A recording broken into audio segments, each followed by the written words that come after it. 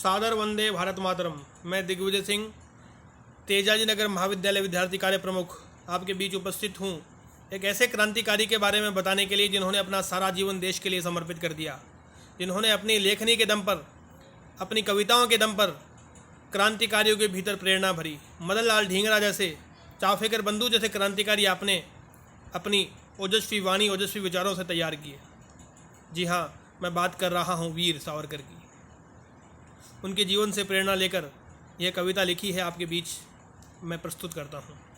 स्वतंत्रता के समर अश्व पर चढ़ने वाले सावरकर, वीरता की अमर गाथा गढ़ने वाले सावरकर। अभिनव भारत वाली सोच पल रही थी भारत में, विदेशी वस्तुओं की होली जल रही थी भारत में। भारत होगा स्वतंत्र हर पन्ने पर विश्वास लिखा, सन 57 क्रांति तथ्यात्मक इतिहास लिखा। 1857 की क्रांति का इतिहास लिखा और पूरी दुनिया के सामने प्रस्तुत किए दस्तावेज और तथ्य। यह पुस्तक बड़ी प्रेरणा रही क्रांतिकारियों के लिए। 1946 तक अंग्रेज सरकार द्वारा यह भारत में प्रतिबंधित थी, मगर फिर भी यह हर क्रांतिकारी के पास होती थी।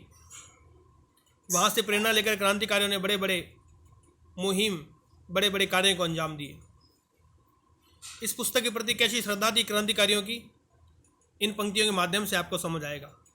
जन जन के जहन वतन परस्ती महक रही थी, क्रांतिकारियों की रगों में ज्वाला दहक रही थी, अंतर में प्रेरणा भरती अविरल सरिता जैसी थी, क्रांति की पुस्तक मानो भगवत गीता जैसी थी। मदन लाल ढींगरा ने इनसे रणनीति सीखी थी, मारा गया करजवायली, कलम तीर से तीखी थी। इस गुलामी के आलम कैसे मलहम बनाना है, क्रांतिकारियों को सिखाया कैसे बम बनाना है।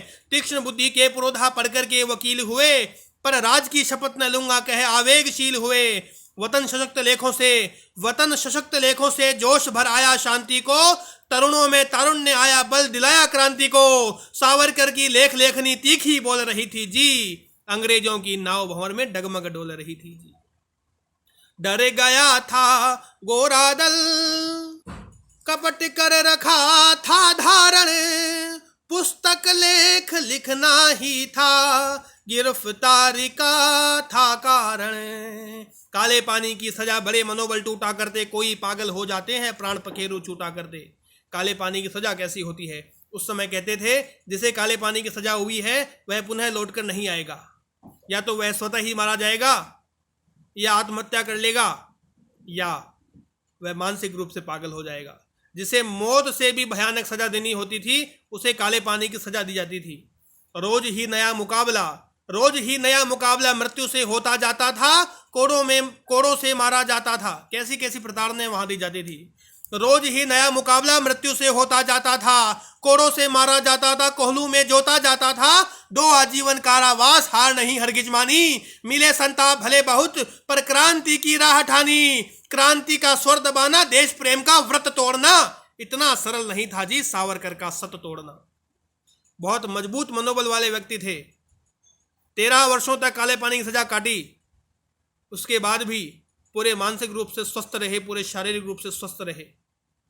ऐसे मनोबल के बारे में हम आज कल्पना करना भी एक हास्यास्पद लगता है।